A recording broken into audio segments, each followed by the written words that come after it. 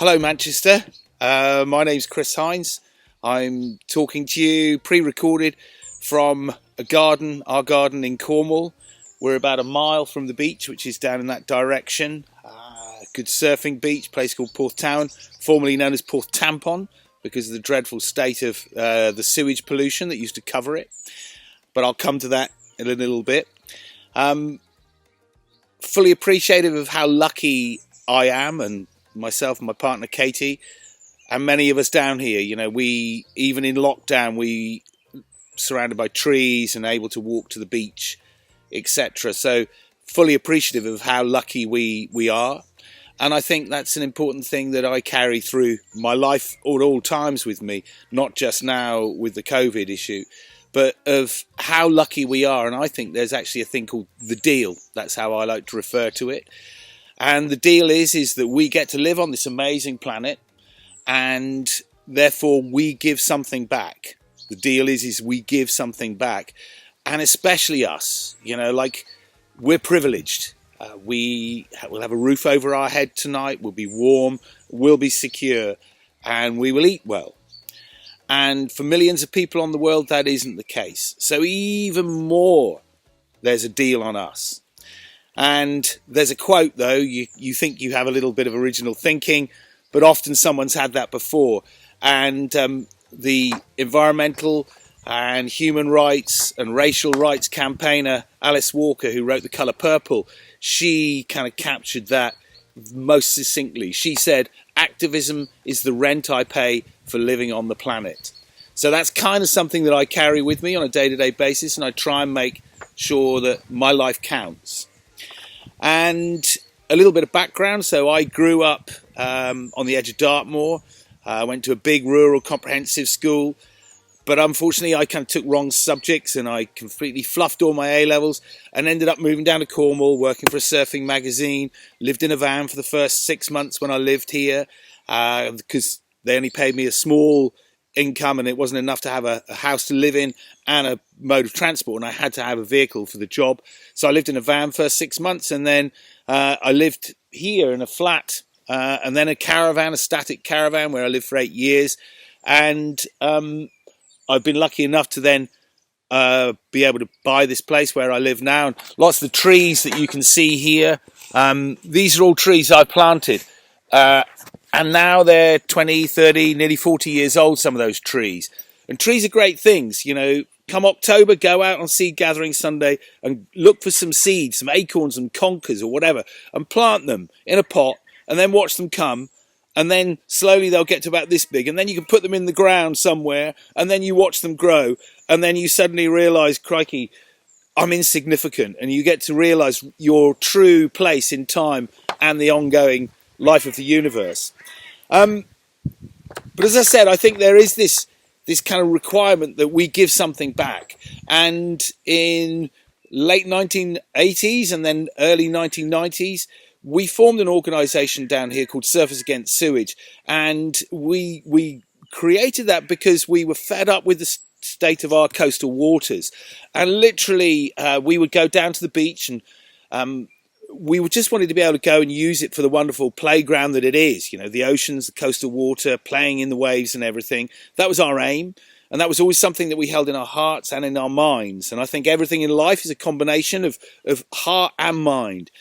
Unfortunately, there was a problem. And I'll quote Margaret Thatcher in 1989. She stated, when she was Prime Minister, that all sewage was treated before discharge.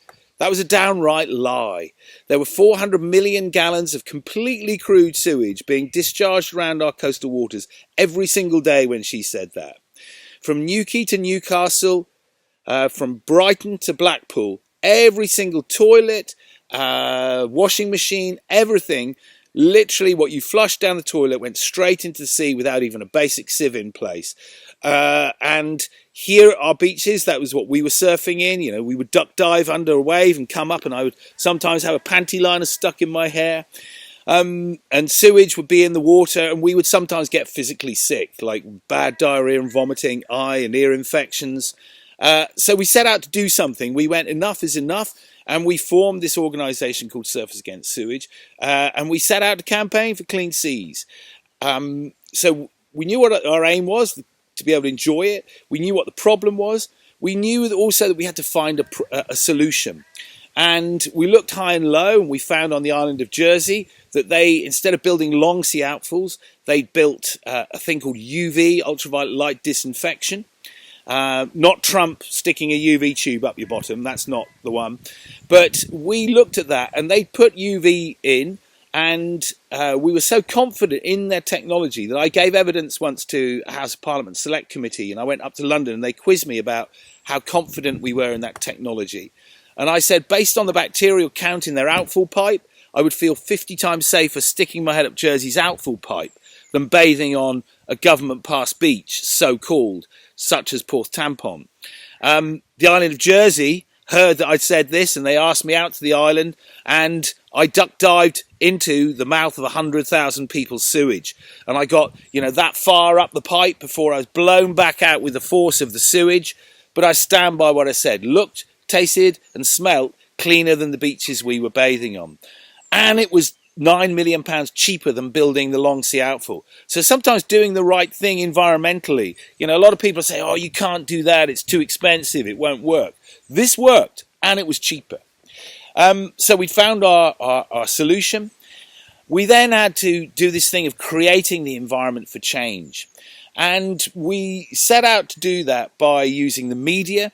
We were blatant kind of media hounds. We would go anywhere in the UK if we knew there could be a camera, and we would have a 10-foot inflatable poo, gas masks and wetsuits that we would put on and create those media images. And we knew our brief. So we knew how to give good, tight sound bites. Because whenever you're trying to do something and communicate, you try and boil it down until it's like less than 30 seconds sound bite. And often you repeat the same thing. For 10 years almost, we repeated this. Sewage in the sea is not good. Sewage in the sea is not good. So you have to boil and understand how to work the media and be friendly and provide the story. We even at one point, one of our members rang up and said, look, I write the script to BBC Casualty. Let's do a programme. And we ended up, collaborating. And although they never were able to say the word surface against sewage, it was our story, and the BBC bought about £2,000 worth of our merchandise. So it was like our name was all right through the programme. We also used politics. We went to the Houses of Parliament within 10 months of forming, because we thought, well, we can hang out on the beaches and complain, but that we need to take this to the corridors of power. And we formed in May 1990. In March 91, we were at the Houses of Parliament, and we managed to pull the Secretary of State for the Environment to make a statement, and the Shadow Environment spokesman, and the Lib Dem Environment spokesman.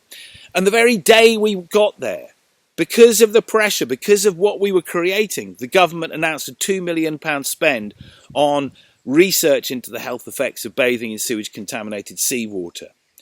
So using our political system. And we would always go right up to the line.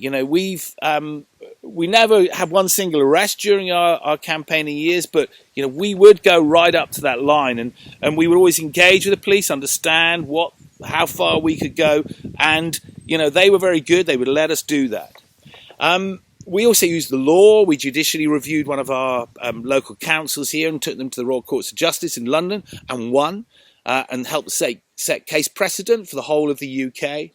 And we used a business case as well. We argued, that a company that was doing the right thing and treating its sewage properly was more profitable, and therefore could put more profit back into doing good things than a company that was addicted to old long sea outfall pump and dump mentality.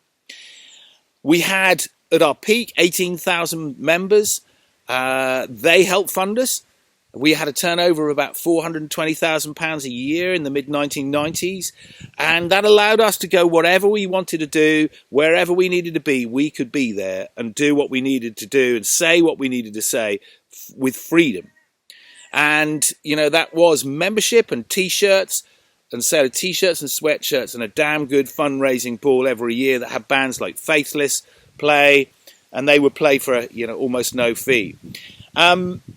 And we won. At the end of all of this campaigning, 7 years in, there was a change of government. Labour came to power. And 6 months later, I got called up to be a special advisor to the Secretary of State, Michael Meacher, who sadly passed away now. And I went into a meeting and came out of there 2 hours later, punching the air. And the government ruled that all sewage should receive at least secondary treatment with UV disinfection for 14 out of the 20 million people discharging to coastal waters. So we helped trigger, not only us, but we helped trigger a £5.5 billion spend on the clean-up of the coastal waters of the UK. So that's hopefully a little story that can help inspire you to do this. And remember that we had no experience. We didn't know how to campaign. We didn't know how to do the media. We had no understanding of the technology. But when you put your hand up and say, I don't know how to do this, two things happen. Someone will come along and say, crikey, I thought I was the only one. And you start to form a team, a collective of people. But also, people generally and genuinely want to see the good things happen in our world. I truly believe that. And they will come and help you. And we were helped by academics and by lawyers, and by politicians and by business people to try to make the right thing happen. And when you go into the coastal waters around the UK today, there are no continual discharges of raw sewage anywhere. When it pours with rain, the system overloads and you do get some discharges then. So hopefully that's a little story. When you do this work, it's important that you realize that you are VIPs. You are the very important people in this world. It's not the Kardashians or the footballers who are paid obscene wages for doing something, what they do well, but that's an imbalance. The really important people in the world are the people like you who care about each other, who care about the planet. And we need to help redefine that. And I think this whole COVID thing and the Black Lives Matters thing are giving us a chance to really rebalance how we get on with each other and how we interact with our planet. If we all wanted to consume, all 7 billion of us, consume like the average American, we would need 5 planets. To consume like the average European, 3.5 planets. We've got 1.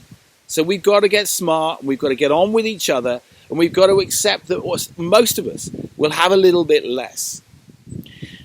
A fundamental one that we must talk about is equality. When you look at things like the G20, it's made up predominantly of male and white people. That isn't who inhabits the world. And we need to get to a point where we have political and business systems and governance systems that are truly representative of the people who live on the planet. 50% women, and true reflection of all races and all genders. Looking after yourself, as I said, you're VIPs. This work can be tough at times. I've had mental burnout before. I reached a point at one point where I couldn't even walk down a street without bursting into tears because I didn't look after myself and I was taking too much pressure. I had to go back into nature and reconnect and go to the beach and hang on to trees and ground myself again. So look after yourselves. Tell people that you love them. And let people who love you feed that to you. Give support to your community and let your community support you. And feed yourself. Feed your mind, your body and your soul with good things. Because you are very important people. Kind of to conclude, the 21st century needs us and it needs us massively. The challenges are huge, but haven't they always been? If you were to go back to my grandparents' time, it would have been amazing to have looked at the challenges that the species has risen to and overcome. Tension is good. It can drive change. I think if you can do it without violence, we must try and hold the moral high ground here. Don't succumb to the violence. Maintain that high moral ground. Turn the other cheek if that's what's needed. But, tension is good and it can drive change. And you can push that wire. I've jumped over a 10-foot fence before with a friend's thrown the inflatable turd over behind me. I've had my wetsuit on, my gas mask on my head, and I've got within a yard of Tony Blair when he was Prime Minister. And the hand of security, MI5 or whatever, stopped me and said, "That's close enough, Mr. Hines." But I was able to say, "You do realise, Mr. Blair, while you're in Cornwall, if you do a poo, it's going straight in the sea." And he was able to say, oh, that's very interesting, Mr. Hines, I note that down. And he helped make that change. We need to understand that we use every tool that is used to sell the crap version of the world to us. We need to use those tools better to sell it back, our version of the world, where we live equitably in harmony with each other and with the planet. We need to use all of those tools. They're ours to use. We can create the version of the world where we want to live in harmony with each other. Believe, be optimistic, and remember this little story. If it all gets hard and you go, I can't do this, remember that a bunch of surfers down in Cornwall helped create this amazing change and continue to do so to this day. Surfers Against Sewage are 30 years old this year and will exist forever to help preserve our oceans. And I'm immensely proud to continue to pay my membership, which I do every year, and to have that team of people as friends continuing the amazing work that we started in the 1990s. Love to you all. I hope you have an amazing festival, and I'm not sure whether I'm going to get to talk to you live or not. And I'll go and try and shoot a little bit of footage from down at the beach to put either side of this film as well. Take care. One planet, one people.